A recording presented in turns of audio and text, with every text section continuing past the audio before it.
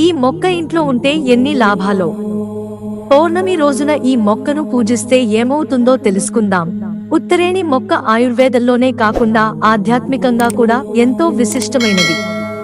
పౌర్ణమి రోజున ఈ మొక్క మూలానికి పంచోపచార పూజ చేయడం వల్ల జీవితంలోని పెద్ద సమస్యల నుంచి విముక్తి లభిస్తుందని నమ్ముతారు. వినాయక చవితి పత్రిలో కూడా ఈ మొక్కను ఉపయోగిస్తారు. జ్యోతిష్య శాస్త్రం ప్రకారం ఉత్తరేణి వేరును మణికట్టు లేదా చేతిపై తాయెత్తు రూపంలో ధరిస్తే జీవితంలోని ఆటంకాలు తొలగిపోతాయి. తెల్లటి ఉత్తరేణి మొక్క ఇంట్లో ఉంటే ఆనందం, శ్రేయస్సు వృద్ధి చెందుతాయి. చెడు దృష్టి నుంచి రక్షణ కోసం దీని వేర్లను పూజించి కుడి చేతికి ధరించడం శ్రేయస్కరం. శుభముహూర్తంలో ఉత్తరేణి వేరును ఇంట్లో సురక్షితమైన స్థలంలో ఉంచితే ధనప్రాప్తి కలుగుతుందని శాస్త్రాలు చెబుతున్నాయి.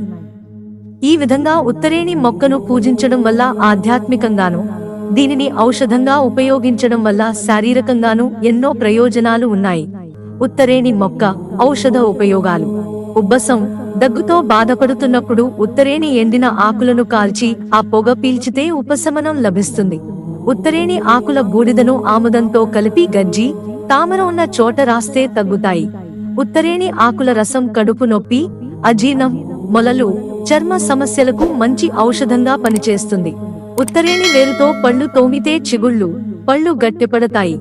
గాయాలైనప్పుడు ఉత్తరేణి ఆకుల రసం రాస్తే రక్తస్రావం తగ్గుతుంది. దురద, పొక్కులు, చర్మం పొట్టు రాలడం వంటి సమస్యలకు ఉత్తరేణి రసం ఉపశమనం కలిగిస్తుంది. తేలు, కందిరీగా కుట్టినప్పుడు ఉత్తరేణి ఆకులను నూరి రాస్తే నొప్పి, దురద తగ్గుతాయి. ఉత్తరేణి గింజల పొడి, ఉప్పు, పటిక పొడి, కర్పూరం కలిపిన మిశ్రమం పంటి నొప్పి, చిగుళ్ల రక్తస్రావాన్ని తగ్గిస్తుంది. ఉత్తరేణి బూడిదను తేనెతో కలిపి తీసుకుంటే ఉబ్బసం, దగ్గు, గుండె సంబంధిత వ్యాధులు, శ్లేష్మం తగ్గుతాయి. మజ్జిగతో కలిపి తీసుకుంటే రక్త విరేచనాలు తగ్గుతాయి.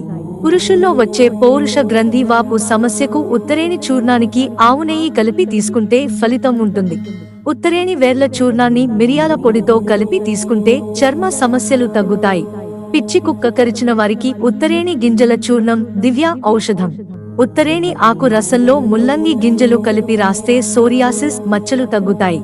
ఈ విధంగా ఉత్తరేణి మొక్కను పూజించడం వల్ల ఆధ్యాత్మికంగానూ, దీనిని ఔషధంగా ఉపయోగించడం వల్ల శారీరకంగానూ ఎన్నో ప్రయోజనాలు ఉన్నాయి. మిత్రులారా, ఛానల్ సబ్స్క్రైబ్ చేసుకోవడం మర్చిపోకండి. ధన్యవాదాలు.